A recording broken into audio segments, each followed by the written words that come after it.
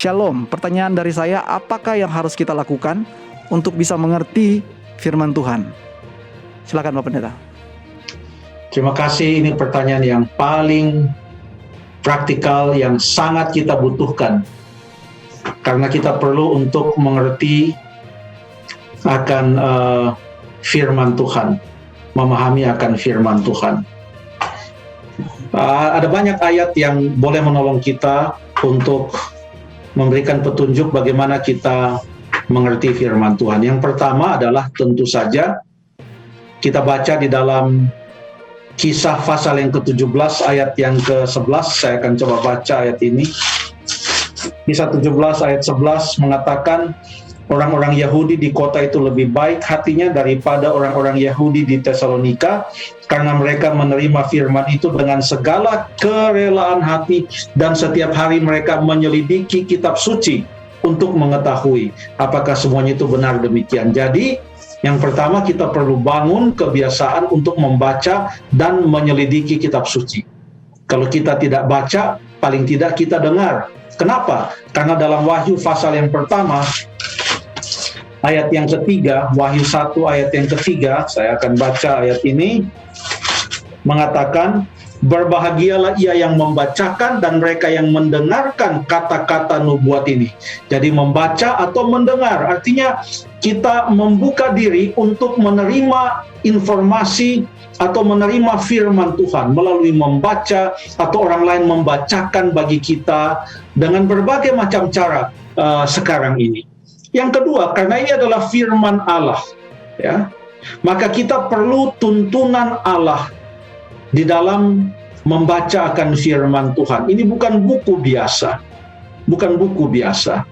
Yohanes pasal yang ke-14 ayat yang ke-26. Saya buka ayat ini, Yohanes pasal yang ke-14 ayat yang ke-26 mengatakan, tetapi penghibur, yaitu Roh Kudus yang akan diutus oleh Bapa dalam namaku, dialah yang akan mengajarkan segala sesuatu kepadamu dan akan mengingatkan kamu akan semua yang telah kukatakan kepadamu. Jadi Roh Kudus akan menolong kita untuk memahami firman Tuhan. Dialah yang akan menuntun kita. Pasal 16 ayat 13 mengatakan, ia menuntun kita kepada seluruh kebenaran. Mengapa? Karena firman Allah ini, menurut 2 Petrus 1 ayat 20-21, tidak pernah nubuat-nubuat dalam firman Allah ini dihasilkan oleh manusia, tetapi oleh dorongan Roh Kudus orang-orang berbicara atas nama Allah. Firman Allah ini adalah hasil inspirasi pikiran-pikiran para penulis Alkitab. Penulis-penulis Alkitab itu mendapatkan inspirasi dalam pikirannya, dan mereka menuliskan akan firman Tuhan ini.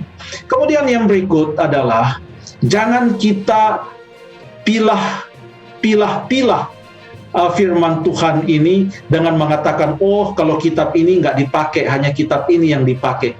Kitab ini penting, kitab ini tidak penting. Firman Allah ini adalah merupakan satu kesatuan dari perjanjian lama maupun perjanjian baru. Ya, kitab Mazmur itu penting, tapi itu bukan berarti kitab Yohanes tidak penting. Semuanya penting, perjanjian lama dan perjanjian baru. Kemudian yang berikut adalah kita perlu mengambil keputusan setelah kita membaca firman Tuhan ini. Mengapa? Karena firman Tuhan ini mempunyai manfaat yang tertulis dalam 2 Timotius pasal yang ketiga. 2 Timotius pasal yang ketiga ayat yang ke-16 mengatakan, segala tulisan yang diilhamkan Allah memang bermanfaat untuk mengajar, untuk menyatakan kesalahan, untuk memperbaiki kelakuan, dan untuk mendidik orang dalam kebenaran. Kita ambil contoh Petrus yang adalah murid Yesus. Setelah Tuhan Yesus naik ke sorga sekalipun, Petrus masih mempunyai pendapat-pendapat atau prinsip-prinsip yang berlawanan dengan firman Tuhan.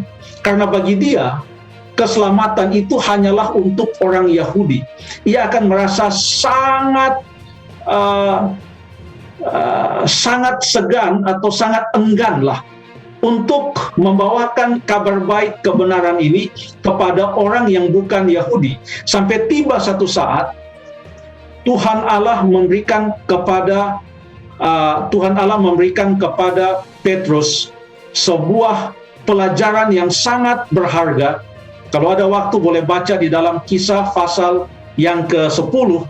Tetapi setelah Tuhan Yesus memberikan kepadanya pelajaran melalui suatu penglihatan, maka Petrus mengambil kesimpulan ini. Kisah pasal yang ke-10 ayat yang ke-34, Petrus katakan, lalu mulailah Petrus berbicara, katanya, sesungguhnya aku telah mengerti bahwa Allah tidak membedakan orang.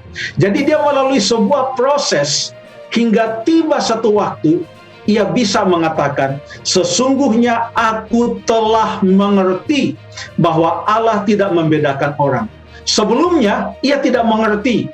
Ia pikir orang Yahudi yang paling istimewa, keselamatan hanya untuk mereka. Tapi setelah melalui sebuah pembelajaran, dituntun oleh Roh Kudus, mendapatkan penglihatan, firman Allah berkata-kata kepadanya, bahkan dengan berbagai macam bukti yang ia lihat, akhirnya dia katakan, sesungguhnya aku telah mengerti. Demikian juga dengan kita. Kita mengikuti acara tanya jawab Alkitab malam. Ini sudah episode yang keberapa ya? 41 atau 42 saya pikir. Sudah banyak yang kita pelajari. Tetapi yang kita pelajari ini janganlah hanya merupakan informasi. Karena yang kita baca dalam 2 Timotius 3 ayat 16 tadi mengatakan firman Allah itu bermanfaat untuk mendidik orang dalam kebenaran, untuk menegur kesalahan, untuk memperbaiki kelakuan. Apakah kita rela untuk meninggalkan yang salah dan mengikuti yang benar?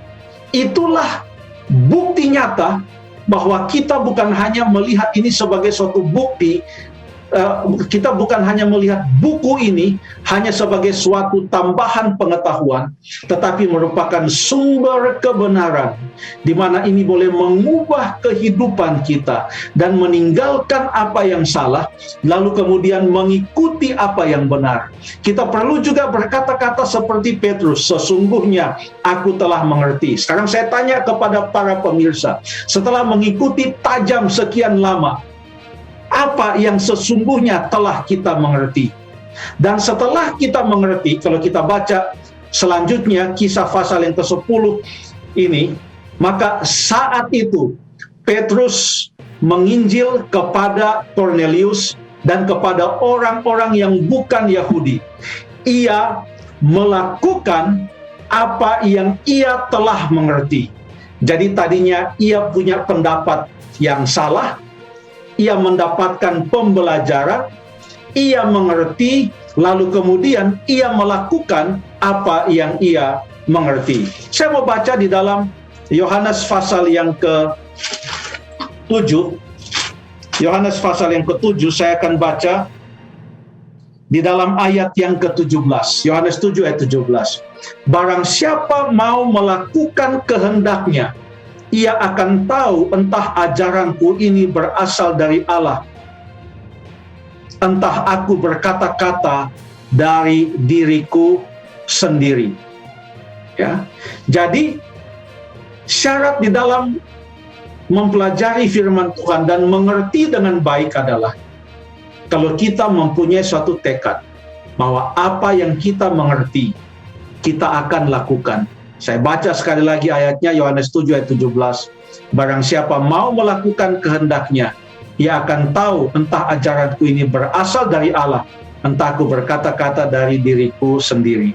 Kita akan tahu makna Alkitab ini dengan baik kalau betul-betul kita rela untuk mengikutinya. Kurang lebih demikian, terima kasih.